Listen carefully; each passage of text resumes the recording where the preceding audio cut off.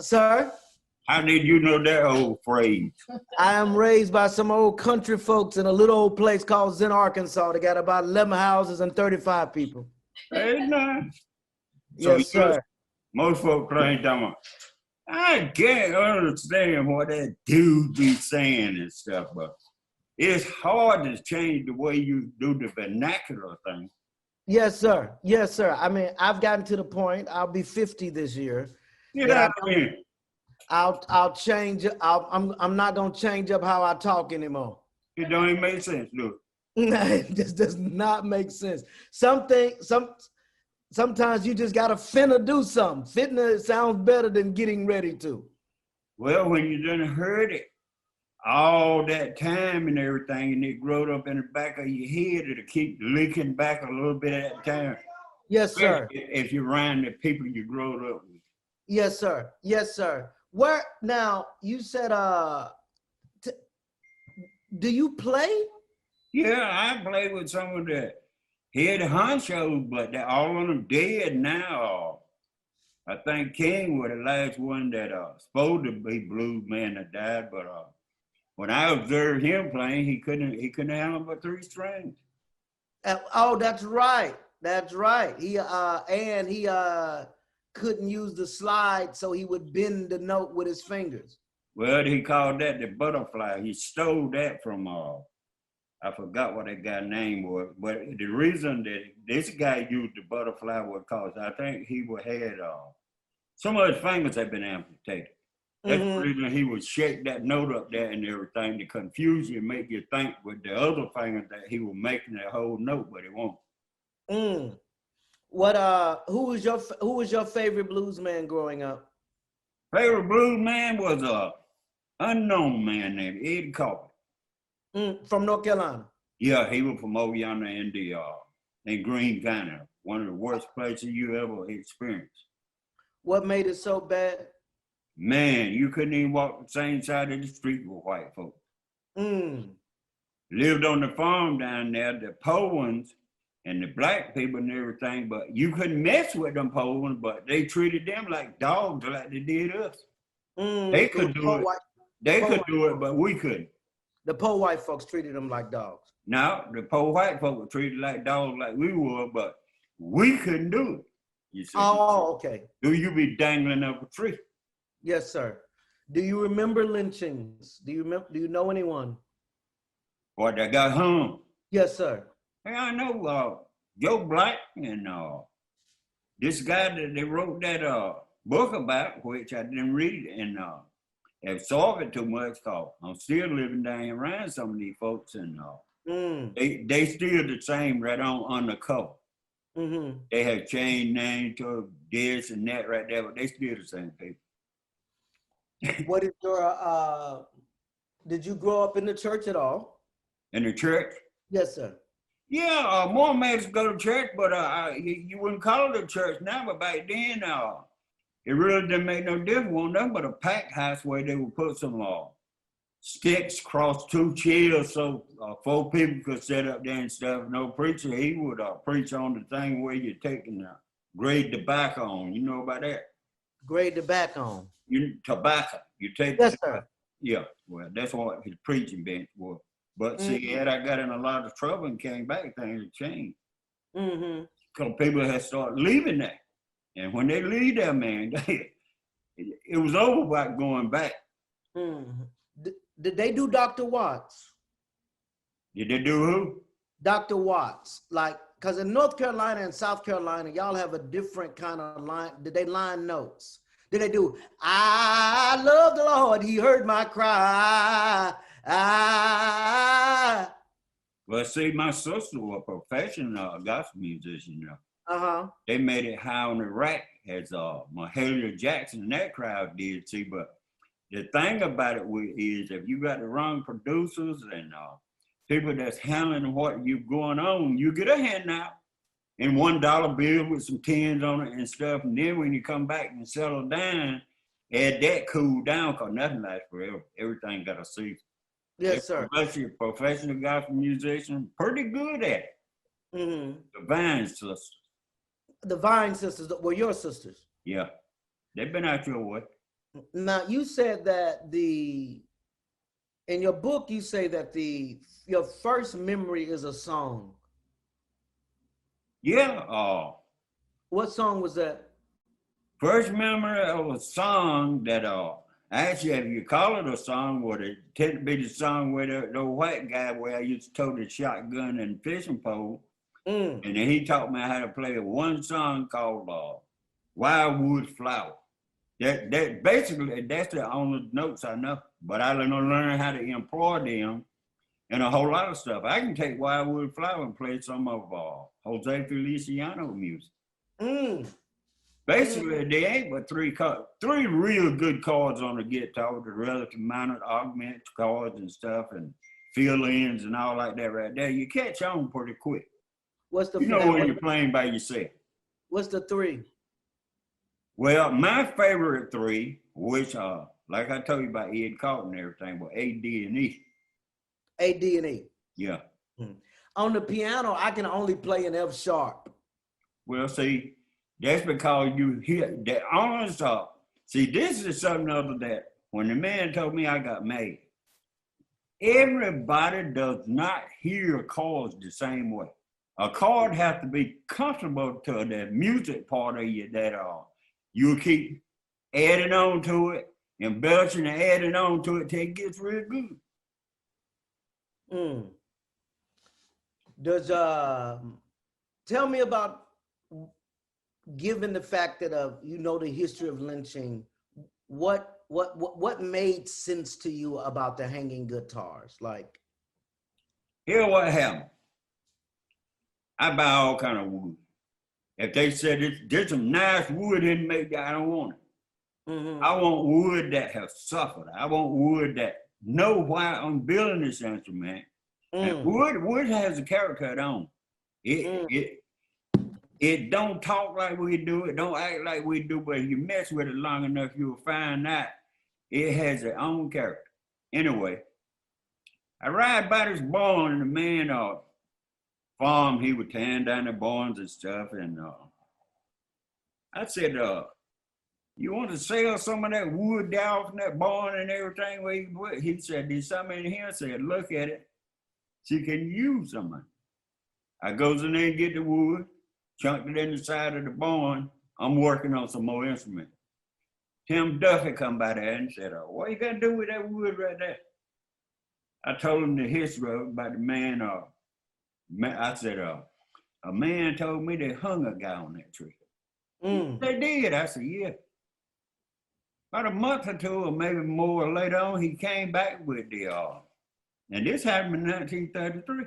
They wouldn't have gave it to me and you. The newspapers, the historical facts, all the evidence that the man had hung on a tree. The man's name, his family name, where he lived at, the road he lived on, time, he had all the information. So I told him, here's what I see. I told him, hear no more about that, because I got to live in. So then I started making guitars out of that wood. And here's the strangest thing about it, man. You understand this better than anybody else I ever talked to. I started scraping the wood off and cleaning it and stuff, and it had figures of its own in there. And a knot was on a piece about that long, about that thick. I beats on the knot when it falls out, I let it lay there. Then I took the piece, the last piece fell out, sat it on top of the other piece, and guess what it was? A shoe. Hadn't been whittled out. Time had done the thing to put everything around to form it like a shoe. So then I took and started messing around, sanding with my white brush and stuff. Here come the figures of a skull. I said, God, I had to get him my man. I showed it to him and everything, and I kept running on and on. In my mind now, supernatural things started happening because I like to work at night. When he got them guitar with him there, man, it was a relief. If you ever get a chance to play one of them, you gonna let me know. You gonna say, there's something other funny about the instrument here. So the first one you made was out of the wood from the lynching tree. No, the first guitars I made on them a tuba four with all kind of screen wire, because it had nothing to work with back then. Mm-hmm. And as I went along, you know, folk throwing away, getting away and everything, I started to take the parts and put on what I call my style of guitar, but really on guitar, just because I didn't even know what kind of glue to use. Nail them together, and then after a while, I got to the place I got pretty good. And I sold Johnny Ray Daniel one. He went all over the gospel circuit with it. I can't name a place he ain't played. All out in Tyler, Texas, Will Neal Johnson and them. Mm-hmm. And the guitar improved so good, I didn't even know they looked that good. Now here's that mistake. I was painting. And I found out when you paint an instrument, it has nothing to say. You look at it, all you see is a black, white, or red guitar. But if you leave it like nature intended, you can see things about it. You know, anybody that know what I'm talking about. You see things about it that's hard to explain. Just like the piano. Now, here's something nobody don't know about you. If I'm wrong, I want you to tell me. You can go anywhere, I don't care how many people singing in a church, and they playing that piano. Somehow or another, someone keep needling in you and say, so stringing that piano out of tune. But you don't tell nobody because you know they ain't interested in it. But you can hear it. Indeed. Yeah, they sure can. And the people out in tune too. I ain't that good at vocals, but I can hear guitars and stuff out in tune and a whole crowd of folks. That's how I know you can hear them pianos out in tune. Yes, sir. I mean, it's there's also a particular sound of an out of tune piano that I like. It was like that piano that was in the church basement that they only played during certain services, or this is before I was born, but my grandfather, Richard Broselman, played with Louis Jordan and Albert King. Yeah. And he, on Fridays, he would push out his piano on the front yard and on the porch, and they would have fish fries. And I imagined that piano had that kind of tune, that kind of out of tune, because they couldn't afford to tune them. They did the best they could. And there's a way that they played that stride, you know, that stride chord. Oh, yeah. That it feels like only a woman who teaches Sunday school knows how to play. It's a certain kind of stride chord. Yeah, exactly. And so there's a certain in that context, or in that, when people are kind of playing that music and that tradition, you know, like Billy Preston plays that way, James Cleveland, Clay Evans, all of them play that kind of stride, and Donny Hathaway all play that, what I call the Sunday school teacher stride. And there's something about when that piano's out of tune that reminds me of home. Yeah, but the thing about it is you still can hear it. Yes, sir. That's what I'm talking about. It's strange how you can hear it, and you ain't the only piano player I have spoke to about that. Johnny Ray told me the same thing. He said, but same thing you did. It don't even bother them, not a bit. Don't nobody know it's out in tune but the man playing it and somebody listening to it. Sure don't. What in terms of music, what do you remember hymns or as from your childhood? What are hymns that you liked or songs? Well, you had to hear the hymns, called most of the folks, they get bored. I don't know what's wrong with them, but the only song that you would hear them singing, I'm real young then, was a song called Hush, Somebody Calling My Name. And there was another one, most of the ladies would be singing because the men, they didn't hang around ladies too much in the cotton field. Hush, somebody calling my name, and this and that, and one thing and another. I've forgotten most of them because messed up my head when I started to get in trouble with gangsters and stuff.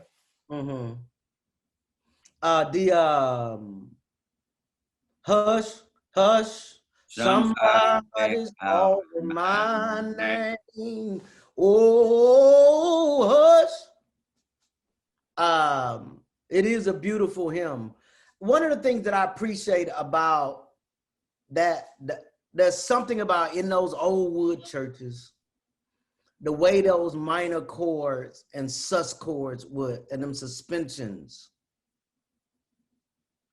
would just reverberate. There's a vibration that music creates that you can feel. Do you remember that vibration as a child? Yeah, but we didn't have piano in the church then. Luckily, somebody knows how to beat on a large stain. Mm-hmm. Like I said, the church won't nothing but a pack house. Mm-hmm. They process their tobacco in there, then stored cone in there and stuff, but they always left a spot. Because see, there wasn't that many people in the neighborhood, and there wasn't but one car in the neighborhood at the time I started messing up over there. Mm-hmm. Back in the early 50s or the last of the 40s. Mm-hmm. With one car in the neighborhood, and they had to push it to crank it out. I don't even think they never put a start on. Mm-hmm, mm-hmm. And Nick Dixon had. Mm. What was your what do you think transitions you to getting into trouble? Well, I turned mean because my sister, when it started off, the trouble started. I was a coward. My mother be out there playing the music, because my daddy, he was a playboy. He was mixed. He passed in one kind of, and then he'd go back in the other kind of, he'd be black, he'd come in this kind and be white. All right, here what happened. Morning, she'd be out there playing the music, and the boy made a little song about it. Struck a bush and this and that right there, and set your dress tail on fire. No, she was the only one out there. The only woman out there playing the music with a dress on. So one day, the old white guy told me, he said, man, ain't nothing but a piece of soap. All you got to do is cut him down the side. He kept right on saying it over and over. Every time I come running crying, yeah, they did this and they done that. He said, what good is that doing you? After a while anyway, he got to him. The next guy stood up, I laid him down. And then I got out in that right there and come back, and in the years past, I got a bad name. Back then, brothers didn't kill each other. You just fight and knock out some teeth or bust an eye out or something, and that was it. But see, now they do what they call, I'm gonna cap you and stuff. We never thought about that. All we thought about was winning, taking to be with the fists and stuff. Never thought about going home, getting their shotgun out of the closet where the old man had in there. Never done that. But things changed. I found out when I went to the penitentiary, I found out I had to up my game then. Didn't even know I had grown up. I sure did. Still had the mentality that I had over down on the old plantation. When I left away from there, though, they know who I was. I done time with a 20-pound ball on my left leg, done 5 and 1. Down in Rayford, Florida. What did they sing in jail? Well, they allowed some things they didn't allow. See, a federal penitentiary is different than the county. Federal penitentiary more or less ruled the same way the military prisons is. It's hard to explain, if anybody ain't never been there. Yes, sir. Yes, sir. Hard for me to catch on. What was there any a major lesson that you think you learned while in jail that influenced your guitar making? No, because all I thought about was doing that and getting out of there. Oh, I met James Brown when he had a small band before he got with the Famous Flames. I met his guitar player name was David Robinson. And after David Robinson was James Knight. James Brown wasn't nobody then, just a kid out there trying to make it. And I met them. I thought they were lying till I got out in there and having to brush through the town that they were from, Augusta, Georgia. And as I was going through there, I kept seeing the sign, homecoming for James Brown. He wants 30 people there. Go on. Chuck Berry was there, Rita Franklin, and I hate to say Wilson Pickett, but it had that I heard that sound at Funky Broadway. I won't say it was some Petticoat. I wasn't familiar with him then. What do you have a favorite band now? They never liked bands too good. I was more or less in shot house blues and women with big butts shaking around you, hugging your neck and stuff, and slobbering snuff all on your shirt collar. That was my way. So you like the hole in the wall? Well, worse than that. Hole in the wall so you could jump through there, but in that shot house you had to go out one end or you could come out the other. Oh, most of the time there was packed. Like a juke joint. Down your way they call them juke joints. You sure right. And what did y'all call them? Shot houses. Shot houses. Yeah. And shot house blues was usually just one guitar player. Well, they would take turns. All right, Big Annie Bell or Annie Mae, I think her name was Annie Mae. She always fried chicken on Saturday. Oh, me and Dan had to work to Saturday dinner to get paid what little money they won. Yes, sir. So they go over there. He was a great guitarist. I told you my hero, Ed Corbett, Melvin Harris, Boy Daniels. I don't know who that other guy was because nobody didn't like the way he played.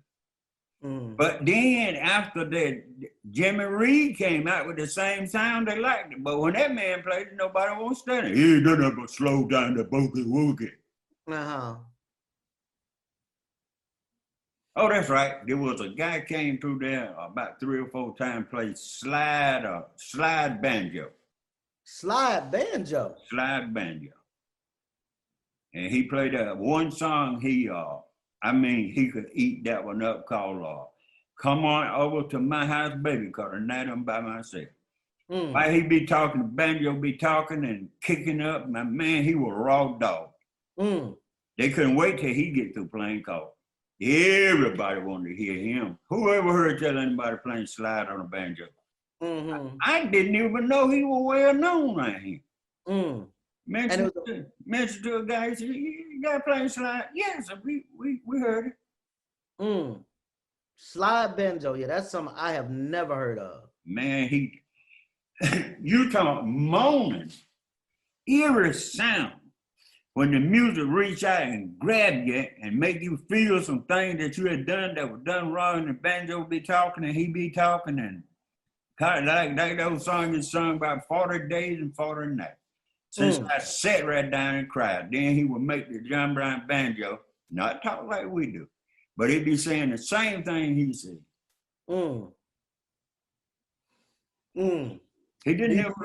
He never left North Carolina. Died at an early age. There was another one from around here you probably have heard of. Guitar Slim. Guitar, yes, I do know that name, yes. Now there's a Guitar Slim from down around Alabama or somewhere, but this one here, well, from around here, a tall guy with a narrow nose played guitar upside down like Jimi Hendrix. Raw dog, man. He was raw. Now, in the shot house, did they serve liquor? Man, cone whiskey. They be toting it right out from behind the hog pen making it. Oh, they do. It was somebody making shine. Yeah, cone whiskey. I learned to drive because my uncle used to go and get drunk at the Shine, man, and I'd have to drive him home. You know what that stump is too. There's something from where you from, man. There's some famous. Did you know? Right now. I ain't schooling. I'm gonna say it because you know I'm telling the truth. People give Jack Daniels all that credit for the Jack Daniels whiskey, right? You know for a fact. I know it. We don't say it because nobody don't believe it. The black man the one the Jack Daniels whiskey still belonged to where the man got famous off. Yes, sir. Yes, sir. Yes, Am I wrong? No, sir. No, sir. They have been making whiskey a long time. His whiskey was so good, the man took the name on it, took all the everything from him and everything, and put him in the background on the bottle. That's right. There was some bootleggers that could make some cone whiskey now. And so, what time would the Shotgun House start?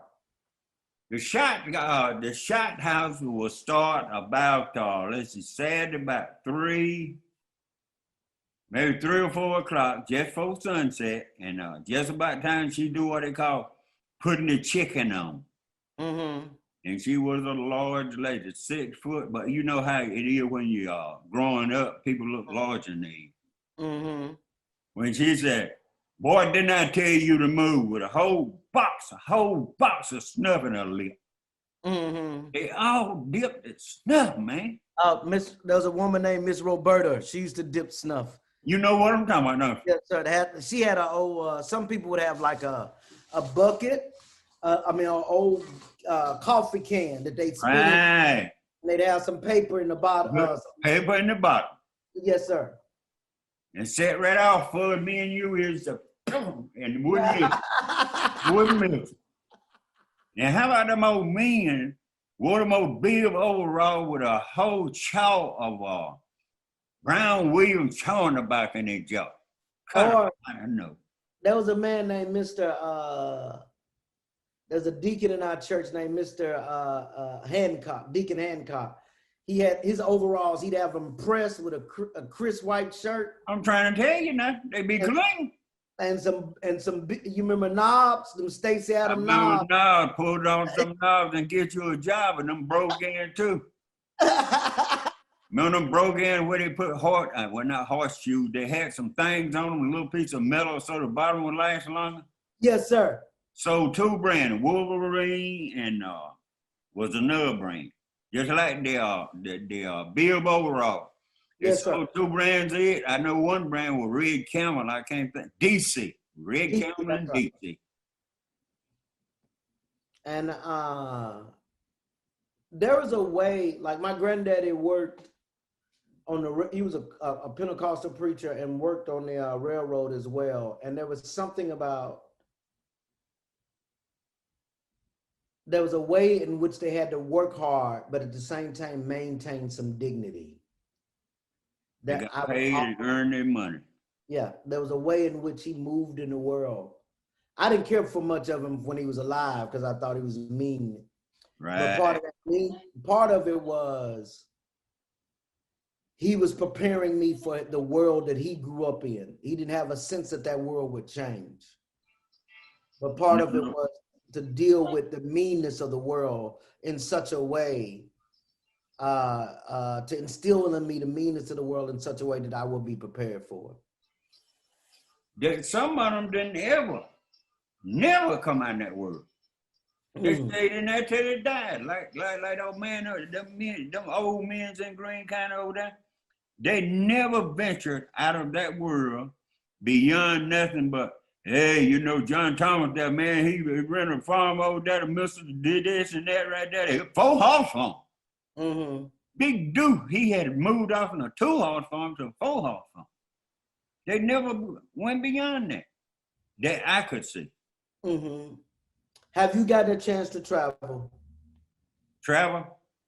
Or move, you say move beyond that world. Oh, I've been moved beyond that world. I moved beyond that world when I came out of federal penitentiary. When I went to the chain gang, they called it, the first time I had a 3rd grade education and couldn't write. The boys were just laughing at me, and everybody laughing at me. So the Captain Jake told me, he said, look, he said, we got a little small room there. A convict in there teaching people. Said he was a school teacher. Why don't you learn how to read and write? But this man didn't have the material, so he used comic books and tan magazines. I know you remember them. What kind? Yeah, magazines and stuff. That's what he taught at. Mm-hmm. So I learned. I was so enthused about what Captain Marvel looked on the back of the funny book. First 2 words I learned to read were Captain Marvel.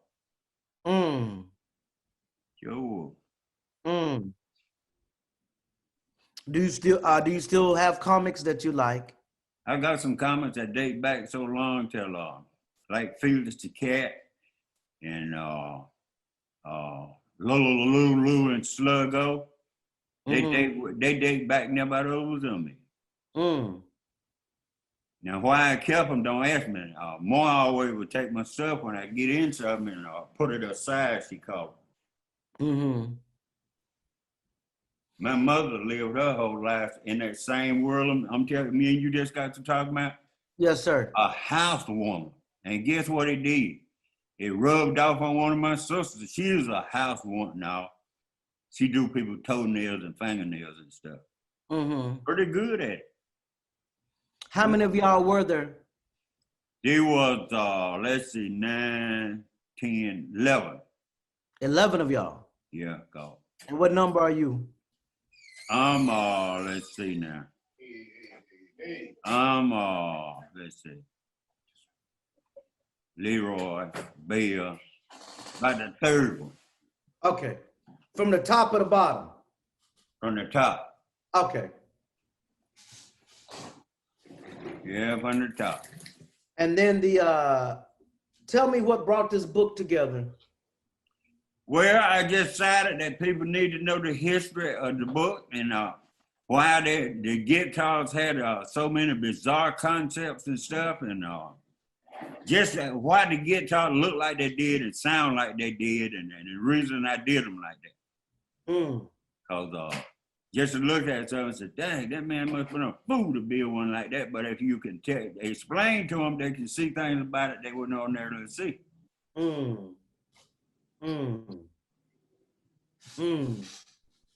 Is there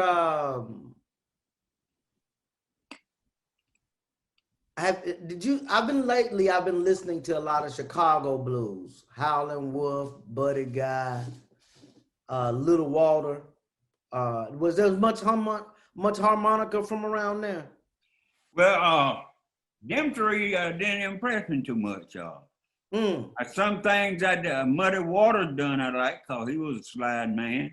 And John Lee Hooker was a man, but John Lee Hooker didn't record as well as he performed in person because he felt the music more or less so than he did when he was recording. When you're recording, in studio, you got to do like people say. Yes, sir. But he was totally himself when he went in person. These several more that I like some things they did, but I didn't like every blues I heard. Did you But a guy he went to between Jimi Hendrix and his style and blues won't play like that. People didn't have electric instruments with pedals and a whole lot of fake stuff. They played straight up. Most of the time the neck was warped or bent and they still made do with it. So in the shot house, it was no electric guitar. No electricity in the house. They had lamps where they poured kerosene in. No refrigerators. They dig a hole in the ground and put a cotton sheet down there, put a block of ice in there, that way they set the beer head on top of it. And now have you, is there a favorite place you've traveled to? No, not really, because when I went to chilling circuit for a while, when we went through Mississippi, not Mississippi, I can't think of Tennessee. Yeah, well, Mississippi, Clarksdale, Mississippi. You couldn't stop in there and buy no gas or go in there store if they didn't know you. The one that knowed had to go in the back. And then Tennessee, you couldn't stop to a service station there because they didn't allow it. But there was some that did allow it. But see, by you traveling, you didn't know who they were.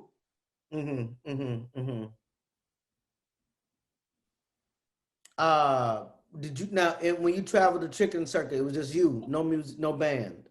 I have thumb ride with Jackie Wilson. I have thumb ride with, man, I can't name them all. There were several people on that circuit. Now there were two circuits now. The professional circuit, like Armstrong and all that crowd run on, you wonder why they even follow them. These were the wannabes. Someone on each side of the road thumbing with their guitars on their back. Trying to make it to that gig where they thought they were going to make it on. Did you ever record? Yeah, but I don't know what happened to it. Done some recording, the gospel reunion and churches and stuff when I played for gospel groups, you know. Mm-hmm. But you never recorded a solo record? Well, I done that too, but I don't know what happened to it because, you know, they had the little $2 recorder they order in the book, and you know how that worked then. Mm-hmm. It worked well sometime and it didn't. People didn't have no money. They did the best they could. Do you think you'll record again? I done a little taste down here, but I don't even know who the folks were and don't know which way they went. A lady come down here and wanted me to do a song that me and old Gail used to play called Nadine. I did it the best I could, and she closed up her hear what it was and left. Tell me about that song, Nadine. Well, Nadine was a song a woman in farmer used to sing all the time, and I don't know how Chuck Berry got hold of it unless this song was out there more popular than I thought it was. Uh-huh. Do you, what's your typical day like? Like you get up in the morning? Well, now my typical day is well, not right now because I had an eye removed and trying to get over the surgery. Mm-hmm. And my typical day now is trying to get over this surgery, but normally I'd be messing with guitars and stuff, building them and shipping them off, and museums here and museums there, and that's about it. How do you like the museums? Well, I visited one down in Grammy, but the pandemic had started and stuff, and they started having rules, and my eye was giving me trouble, and I was trying to finish some projects and stuff, and everything fell down at once. But do you like being in those spaces? They're so kind of stuffy, austere. Well, you talking the spaces, the actual museum building. Oh, it's all right. But my preference, material things, they never had a whole lot of meaning to me. And man came down and asked me, he said, damn, so you tore that damn Telecaster there up? I said, ain't nothing but a piece of wood to me. I'm going to use the John Brown hardware on it. Not dang, I would have loved to had it. I said, ain't nothing but a piece of wood. But see, I would get out here on the weekend and go down there in the Bama, places I like Hyde County and Enfield and places, unknown places, and people would have them instruments nailed to their mailbox. They didn't care what it was and didn't know what it was. What would you like your legacy to be? About the same thing it is now. About the same thing it is now. Which is? The dude built these guitars and left a book that explained the stuff that we don't know about them, and I think I said it right. Yes, and sir. That's about it. That's about the legacy thing right there. Now, did you grow up around hoodoo? Oh, I've been, I run the road for about 6 or 7 months with Yvonne and David Frost, two of the most renowned witches from Salem, Massachusetts, they ever been. Really? Yeah. How did that happen? Dr. Buzzard and Papa Doc. I read about Madame Blavatsky and Ross Putin and them, and that's about it. But was there hoodoo in Greene County? Yeah, Root Doctor was over there. What kind of stuff did they do? Have no idea, cause you weren't allowed to even walk on the same side of the road they lived on. Did folks you grew up with believe in hoodoo? Well, the most of them folks over there, you didn't ask no question about them, cause grown folk wouldn't tell you nothing about stuff like that right there. You couldn't talk about that. My mother's mother was a root woman. Yeah. And she would never talk to me about it. I could see like she would have skulls and bones and, little satchels around her neck and that kind of thing, but she would never talk to me about the details of it. I think you had to be in it to know it.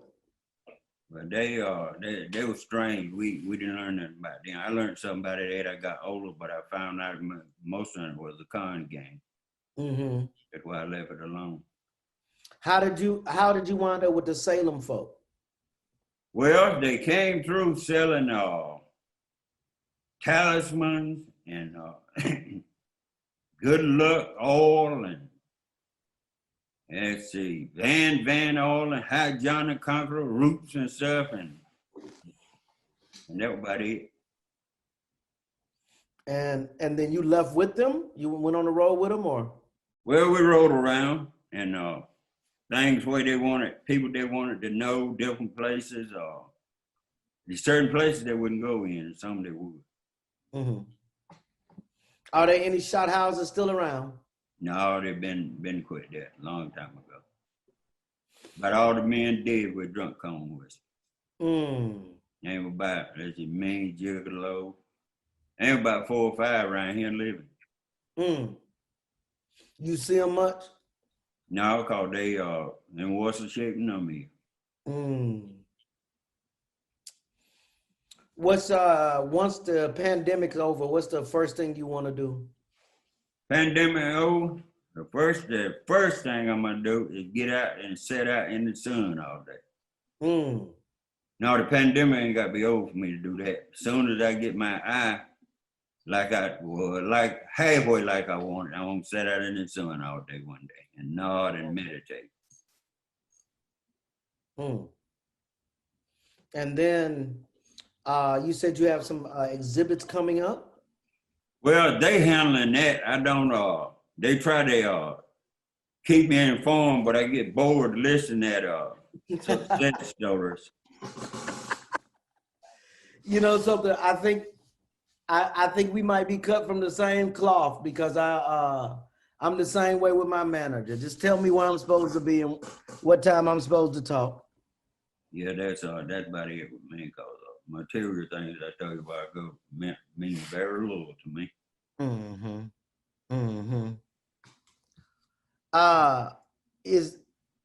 I've asked you a bunch of questions. Do you have any of me? No, because you just looking at you, as best I can see, it's self-explanatory. Yes, sir. So, I can tell you're a young musician. I can tell you're a professional. I can tell flunkies and punks when I hear them too. Yo, man, home, boy, this, putting on. They don't talk like that. They think I don't even know. Here you come a normal young man in a normal conversation. Yes, sir. And somewhere down the line, you're a professional, because you know that don't nothing listen to that clown stuff or clowns. No, sir. No, sir. Not at all. Not at all. Nothing but clowns. And if you stay around a clown long enough, some of his jump around makeup will get on. That little shot house. So the shot house that you went to, it doubled as a juke joint, tobacco, and church? No. Yeah, I tell you where I go. The church was a pack house over there on the plantation we stayed on. Okay. But down that road, just them folks, most of the old women down that road, we call them old. They weren't all that old. But they would go there to have service, and old preacher, he would walk down and never know where he stayed at. Brother or somebody. And the shot house was way over there with Stantonburg, take you back. I ran about 30 minutes to walk there. And then do you remember the name of the church? I don't even think they had no name for it. I think they just called it a church. They never heard anybody call it their name. So you didn't know if it was a denomination or none of that? You ain't know nothing about that neither, because like I tell you, when more gets to beating you across the head, I mean, you had to be stupid to say that. Boy, I know you didn't do that. Pink you then. Did you do that again? And you said, what have I done? Boy, have I did. Next thing you know, you feel your shirt collar come up, you know they're on then. They out outside the pack house, put the hell I ain't came, sat right back down where he was. Said, you better not cry. You were sitting there. The man be all he be having him a ball.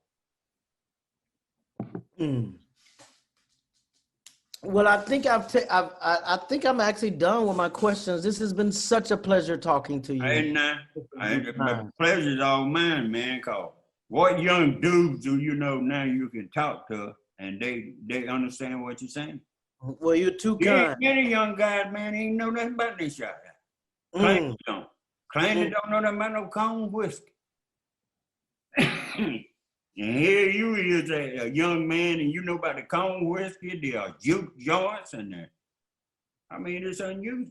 Well, thank you so very much for letting me go home for a little while in this conversation. Yeah, I went home too. I got a little bit excited that one time. Yes, sir. As soon as this thing is over, I'm gonna come out there and see you and spend some time with you. Come on out here and we'll find somebody with a piano. We might knock down some John Brown stuff. Yes, sir. Yes, sir. That sounds like a plan. Yeah, I can tell by the way you talk, you're a good musician. I actually have a really great band, and I'm more of a vocalist than I am a piano player. Oh, yeah. Yes, sir. So you can play and I'll sing a little bit. Well, the kind of playing I do, you'll never understand it. Cause I'm gonna say this right here. How many? I had this argument with other people before. I'm gonna see, do you know what I'm talking about? How many blues singers that you ever heard sounded good?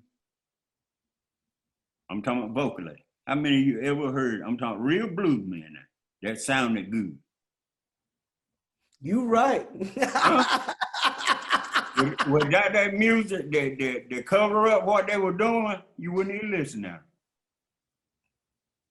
I feel like Bobby Blue Bland was probably the best of the singers. But he wasn't a real blues man, though. Think about it. Them hard-hitting blues men from down in the southern states and over there where you stayed at, you didn't see them in their band. You didn't even see them with a good guitar. Just the guitar, that's right. Nothing but the guitar. And then I'm trying to tell you now, them were the real blues men that sounded terrible when they were singing. You're right. You're right. They could stay on key. But they won't. Yeah. Yeah. When I think about it, you're right. There's really like no really good blues vocalists. The women could. Rosetta Tharpe could outplay and outsing them all.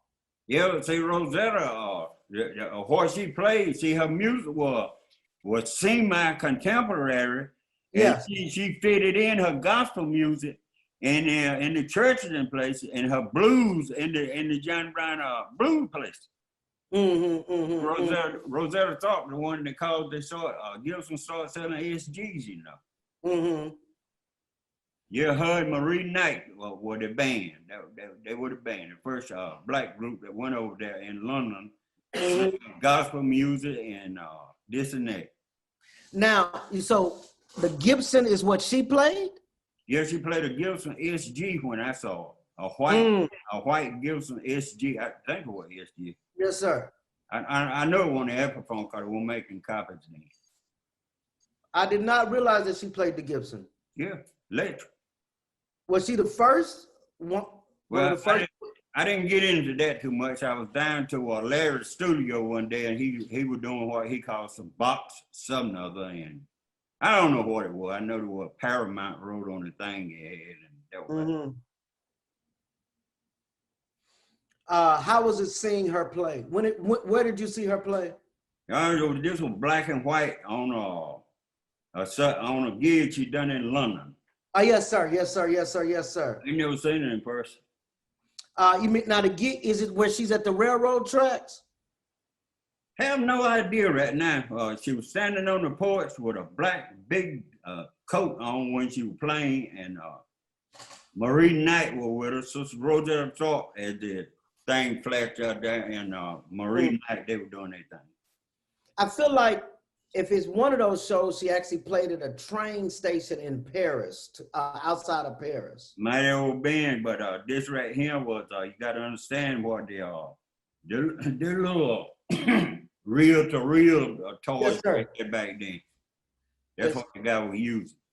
Did you ever go overseas? No, could have went, but I started having health problems. Mm-hmm. Had a free trip to go down there, everything was set up. I was going to London. Everybody was waiting for me. I started having bad health problems, and that was the end of that. Mm-hmm. How's your health now? Bad. Will it get better? Hope so. I had one eye removed, and the other one is got what they call floaters in it, and I ain't gonna even sit here and complain about all that stuff. What's wrong with me? Mm-hmm. Mm-hmm. Mm-hmm. Well, I probably would have been dead if it hadn't been for the lady standing right over here in front of me. Mm. But, she said I had a seizure, but during the time they said I had a seizure, I saw two people, and both of them were her. And I heard her say, in these words right here, she said, that man, exactly what she said. She said, that man got an infection in his eye. So by me coming to and everything like that right there on the what had happened between that time, I never seen nothing like that before. Mm-hmm. Before they explained it to anybody. But it probably been gone by the end call. It had got real bad. I had to set up a whole week on my elbow and put 2 drops in there every hour. Couldn't miss an hour. Mm-hmm. 2 drops of antibiotic to keep that infection from going anywhere else. But you are feeling a little better now.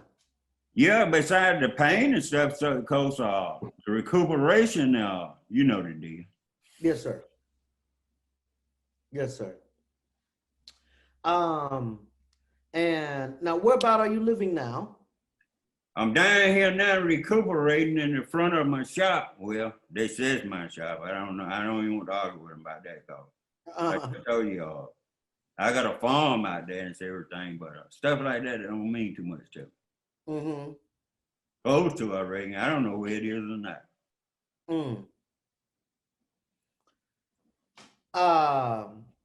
So I want to make sure I get out there and we have this conversation face to face as soon as this thing's over. You need to do that. Yes, sir. You need to do that. Yes, sir. Well, thank you so much, Mr. Vine. This has been such a pleasure and such an honor talking to you. It's been a pleasure and an honor talking to you too, man. I'll talk to you soon. The first real person I have talked to. Well, thank you. Yo, home, poo, and all that stuff, that's been played out. You have a good day now. All right, blessings.